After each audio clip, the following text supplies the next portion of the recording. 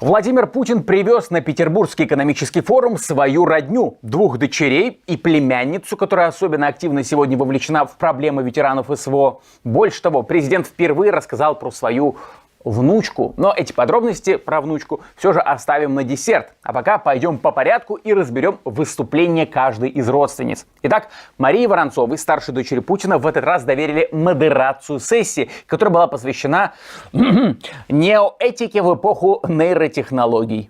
Сегодняшнюю сессию мы посвятим не просто обсуждению, что такое нейротехнологии, но и как это отражается на нашем понимании этики, биоэтики, прав человека, прав на автономию человека и так далее.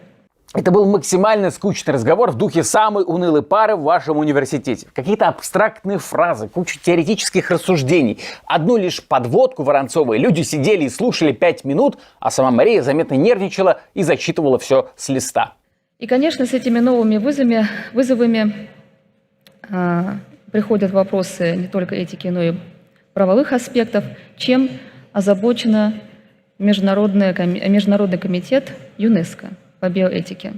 Если коротко, Воронцова рассказала о работе над улучшением человека. Кого именно они там улучшали, мы не знаем, но можем догадываться, для кого эта работа в конечном счете ведется. Уже в ближайшем будущем нейротехнологии войдут в обыденную жизнь от нейромаркетинга до биохакинга и нейроэнхансмента. Это когда улучшаются функции головного мозга. Но тут, надо понимать, все не так однозначно. Меня лично тоже очень волнует, насколько отупеют дети при возможности просто закачивать себе информацию с флешки. Мало ли, когда это будет возможно. И когда ребенку или студенту дать доступ к таким технологиям, с какого возраста это будет возможно. Как, например, ко всяким токсичным веществам. Перейдем к сессии со второй дочерью Путина, Катериной Тихоновой. Она называлась «Сценарий технологической репатриации». Что с названиями? Сейчас вы узнаете, о чем конкретно пойдет речь. Пока просто отмечу, что Тихонова здесь как раз выступала, а в качестве модератора была назначена Наталья Попова. Да-да, та самая подруга Тихоновой, которая замужем за Кириллом Дмитриевым, тот, что еще пару месяцев назад активно пиарился на переговорах США с Россией. В общем, начало сессии впечатляет. Копиум высшей пробы. Все 3 года ближайшие мы сначала говорили о том, что нам надо заместить выпавшие технологии. Затем мы перешли уже к технологическому суверенитету и, более того, к технологическому лидерству. И вот теперь геополитическая ситуация меняется. Нам надо принимать решение о том, как будут технологические компании из других стран и будут ли возвращаться на российские рынки, на каких условиях, по каким правилам должна вестись эта репатриация. Где? Покажите мне, где эти самые компании, которые рвутся в Россию, чтобы поскорее залезть под сапог ФСБшников. Короче, в этом разговоре участвовал еще Денис Мантуров, вице-премьер и самый богатый российский чиновник. Он рассказал, в общем-то, стандартный булшит из методички. Западные страны, как они вели себя по отношению к своим колониям, когда извлекались природные ресурсы, получали максимальную выгоду. Дальше это все вывозилось к себе на Запад. И формировались таким образом западные экономики. И вот уже на 30-й минуте подключают дочь Путина Тихонову, которая представит институт иннопрактика. Такая кооперационная модель, она способна, с нашей точки зрения, обеспечить необходимую и обозначенную в том числе в концепции технологического развития бесшовность. Бесшовность именно механизмов сборки, поддержки, сопровождения реализации проектов техлидерства. И при этом мы прекрасно осознаем, что для создания и реализации этих мер и кооперации и бесшовности необходим наделенный такими задачами, собственно, институт. Друзья, а вы что-нибудь поняли вообще? Какая к черту бесшовность? Вы знаете, есть такое стандартное правило любого чиновничьего и псевдоакадемического текста. Не можешь сказать что-то конкретное, сыпь как можно большим количеством отглагольных существительных. Реализация, приемка результатов, унификация, вовлеченность, импортозамещение. И все это нужно читать с листочка или еще лучше с экрана, как раз делает Тихонова, чтобы было отчетливо видно, как бегают глаза. В общем, подытожит свою речь Тихонова следующим образом.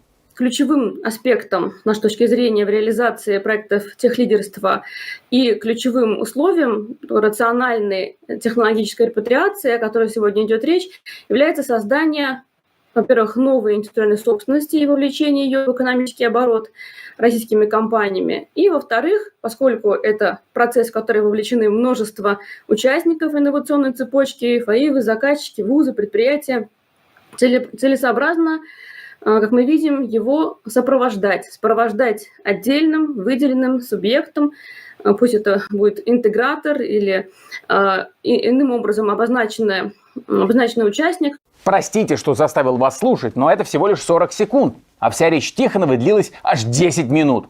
В общем, идем дальше. На очереди племянница Путина Анна Цивилева. Ее размышления хотя бы были куда понятнее, и касались они темы СВО. Культурные проекты очень для нас важны, и мы хотим, чтобы люди, которые посвятили свою жизнь и отдали здоровье за служение Отечеству, знали историю, любили, гордились историей. И, конечно же, вот такие вопросы образовательные, как правило, мы вовлекаем всю семью для того, чтобы и дети, и жены, и близкие ветеранов также знакомились с нашей страной, с нашей культурой, с нашей историей. В общем, ветеранов СВО будут водить в Эрмитаж, проводить им туры по городам героя. Самое циничное, что пока Цивилева рассуждает про людей с контузиями, ПТСР и оторванными конечностями, которым государство якобы активно помогает, внизу экрана бежит строка: «Самый дорогой номер на ПМЭФ стоит 1,1 миллион рублей за ночь». Ну и, конечно, в ближайшее время нас будет ждать все больше фильмов, сериалов и постановок про героев СВО. Снимаются фильмы, ставятся спектакли, пишутся рассказы. Мы уже выпустили трилогию книг, стихи публикуются. И вот здесь мы, конечно, с Жаровым Александром Александровичем, с «Газпром Медиа» будем сотрудничать и дальше, расширяя эти возможности. Что касается самого Путина, он в рамках ПМЭФ расскажет, что его внучка и дочь активно учат китайский язык. И как бы в лишний раз подтвердит: лечь под компартию Китая он готов. Когда, вы знаете, когда я говорил о том, что некоторые мои близкие люди, родные, изучают китайский язык, но я упомянул про свою внучку, которая значит, воспитательница из Пекина, и она с ней свободно говорит на китайском языке. Свободно. Вот. Но дочка моя, да, еще в начале 2000-х годов до всех этих значимых и известных событий она начала инициативно изучать китайский язык. Просто потому, что ей так хотелось. Взяла преподавателя и изучала.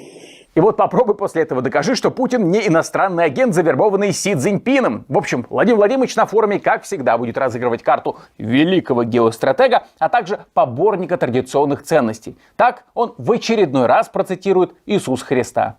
Ранее вы сказали, что Европа и другие страны допустили ошибки в отношении России. В конце этого года вы будете занимать пост президента или премьер-министра уже на протяжении более 25 лет. Когда вы оглядываетесь назад, думаете, как вы считаете, вы совершили какие-то ошибки?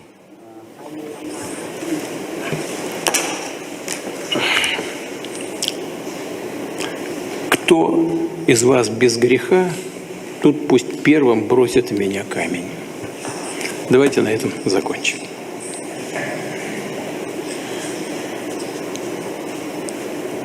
Хорошо.